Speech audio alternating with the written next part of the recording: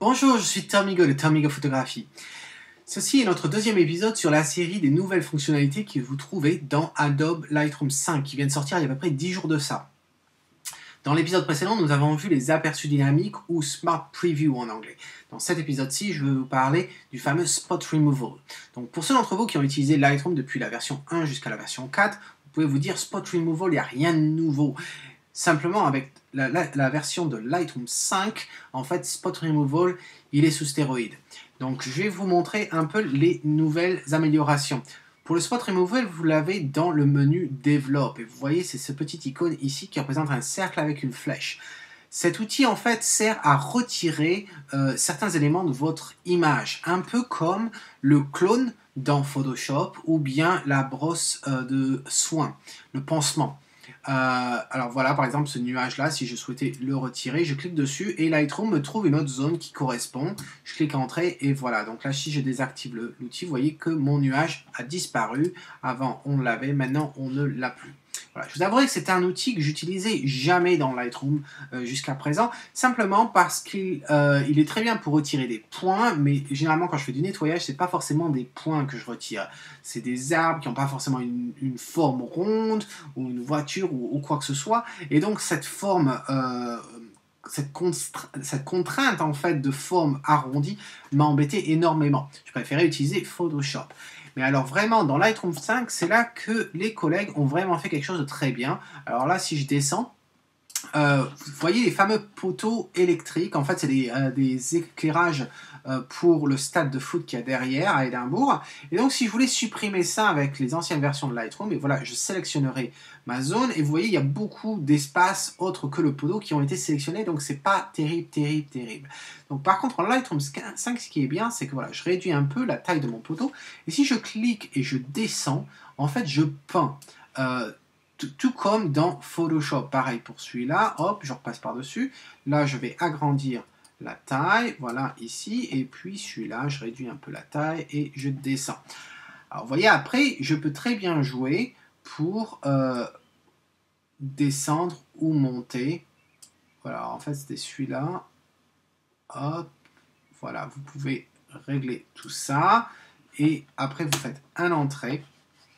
Et vous pouvez dézoomer et vous voyez vos poteaux ont disparu. Donc c'est quand même pas mal du tout. Si vous avez des besoins de faire des retouches comme ça, c'est drôlement bien. Vous n'avez pas besoin de Photoshop pour le faire dans Lightroom. Une autre chose avec le Spot Removal qui est très bien, si dans Lightroom 5, si vous faites des photos dehors, et je vous invite à le faire vraiment, vous êtes face à l'élément, alors que ce soit poussière et petite pluie, et ça vient faire des taches sur votre objectif ou sur vos filtres. Et alors vous arrivez à la maison parce que vous n'avez pas vu sur le petit écran de votre appareil photo, vous n'avez pas vu ces taches sur vos images, vous arrivez devant votre écran, vous commencez à avoir des taches apparaître. Alors je vous les montre, hein, il y en a quelques-unes sur cette photo. Voilà, on en voit là 1, 2, 3 et 4. Là, j'arrive à les voir, mais il y en a sûrement d'autres que je ne vois pas. Alors des fois, vous en manquez et puis vous allez faire une impression de votre image et sur le papier, vous voyez, bling, vous voyez des taches. Donc c'est pas terrible. Et bien dans Lightroom 5, ce qui est bien, c'est que vous avez cette petite outil. Alors maintenant, c'est en dessous. Donc il faut avoir sélectionné le Spot Removal. Et en dessous de votre image, vous voyez, il y a marqué Visualize Spot, qui veut dire en français visualiser les points en quelque sorte. Donc quand vous cliquez là-dessus, vous avez cette petite onglet là que vous bougez plus ou moins et en fait ça va vous faire apparaître tout plein de points. Alors ceux qui nous intéressent principalement, c'est ceux qui sont contre la partie noire de l'image. Donc vous voyez là c'est mon fameux nuage que j'avais retiré, mais là on voit il y a des points à cet endroit-là. Je vais améliorer et regardez, ils apparaissent. On se retrouve à avoir plusieurs points dans le ciel qui ne sont pas des nuages. Si je désactive ça, vous ne les voyez pas vraiment dans le ciel. C'est très difficile de les voir. Donc voilà, grâce à cet outil-là, maintenant je vais pouvoir en fait très rapidement cliquer sur ces points et puis les supprimer. Alors bien sûr, je ne veux pas supprimer les nuages, mais en fait il y a pas mal de points en fait. Donc mon verre était assez sale ou bien mon filtre, je sais que j'utilisais un filtre polarisant comme nous avons vu dans les autres vidéos, voilà. Et puis maintenant je désactive